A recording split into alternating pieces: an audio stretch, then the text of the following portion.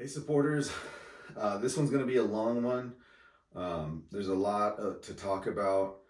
Most notably, our head pastor is going to be leaving our church. He founded the church, 15, 17 years ago as a church planter. He was prepared for something in the 7-year-ish range, and then finally started to go, you know what, I think I'm here. God hasn't called me out. And then God, sure enough, picked him up, called him out. He's going to be a spiritual leader to the pastors in the Pacific Northwest region of the EFCA. It's a clear calling. It makes so much sense providentially. Everything about it has God's hand all over it. It's bittersweet for us. We're sad to see our friends go. But we also know that God doesn't do things good for them and bad for us. It's going to be good for both of us somehow. So we're excited for them to follow God's calling in that and send them out gracefully. We've done our diligence trying to communicate that to the town and the community, the church, as best we can in multiple ways, points of contact. So I'm finally free to speak about it here in this platform. One of the it's the timing of it even feels providential. There's, like this thing that I'm trying to do here with worship. I'm about 18 months in, I'm about halfway in. And so I've got a decent foundation to build off of. It's no longer a make it or break it moment for this to happen in. Our associate pastor has agreed to be the interim pastor for 6 to 12 months. And so that gives us a runway. He has preached every other Sunday since I can remember. So he's a very familiar face at the pulpit. So in terms of a church, we have a lot of stability to handle this uncertain time. Personally, I'm losing my mentor. He's been discipling me for years, like well before I did this. It's part of how I ended up doing this, was just in talking to him regularly and kind of dreaming together. So I've been blessed that I've actually found new mentors that are going to kind of carry that mantle, and I'm actually being mentored more time per week now than I was before. So we'll kind of see how that goes, but I'm just at a personal level, I feel, and at the ministry level, I feel like this is, and even at the church level, I think this is going to be fine. We're going to be good. We can weather this. Lately I've been feeling kind of like I've been behind and not getting enough done.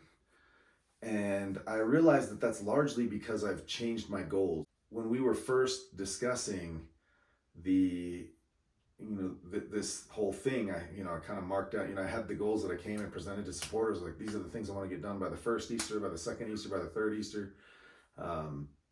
I guess that was mostly like if people asked.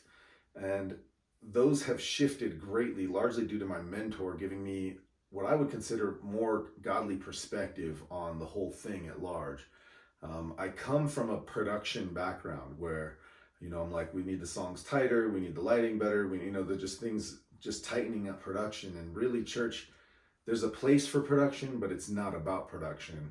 It's about spiritual formation. So my goals shifted even out the gate, being very people focused. So I actually think it's a good thing my goals have changed. Originally, my goals were lots of production things. Oh man, I'm rambling now. Okay, so now my goal is to do everything in community, to do as many things as I can in community and with people, instead of doing them for people. It's the whole teach a man to fish instead of give a man to fish. I have this heavy focus on liturgy, which to me is the whole service, not just the time playing music.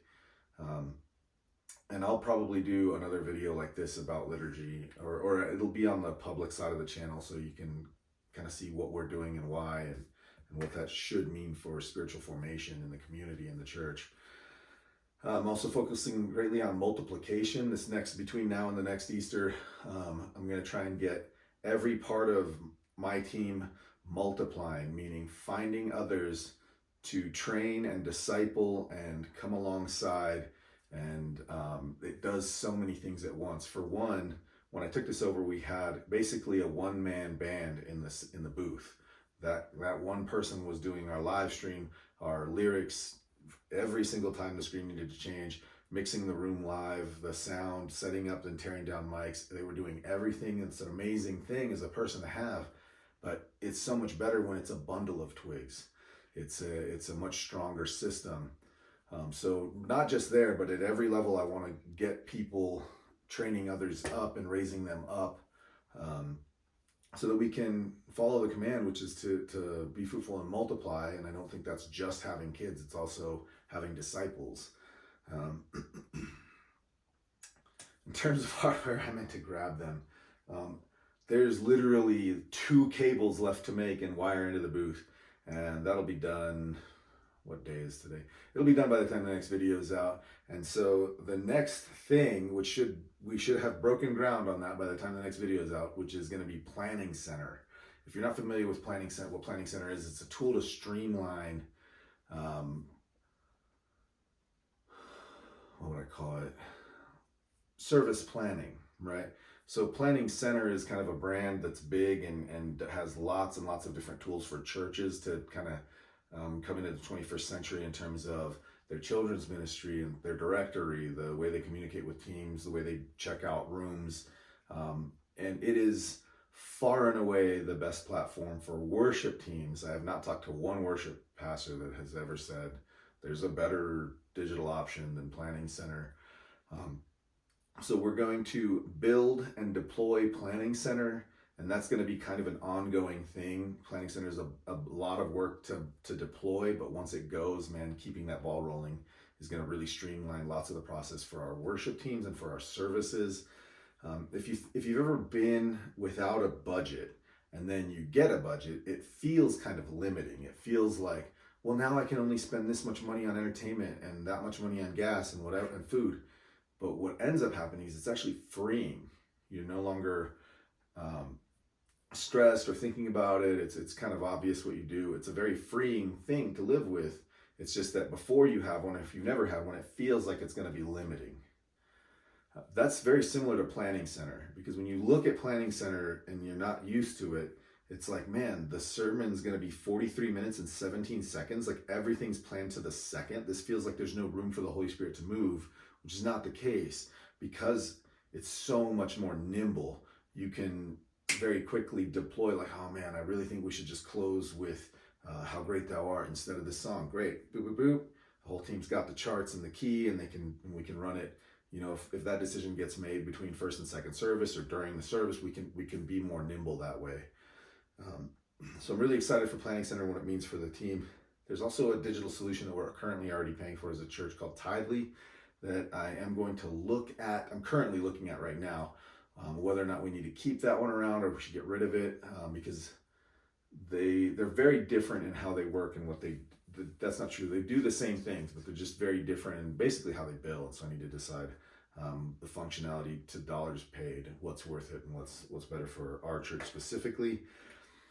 So this video is really a hybridized video, right? So if you follow this channel and you just kind of stumble into these videos, you might not have heard me speak to my supporters before, because I normally do that in a more private manner. I'm just kind of a Luddite and a private person.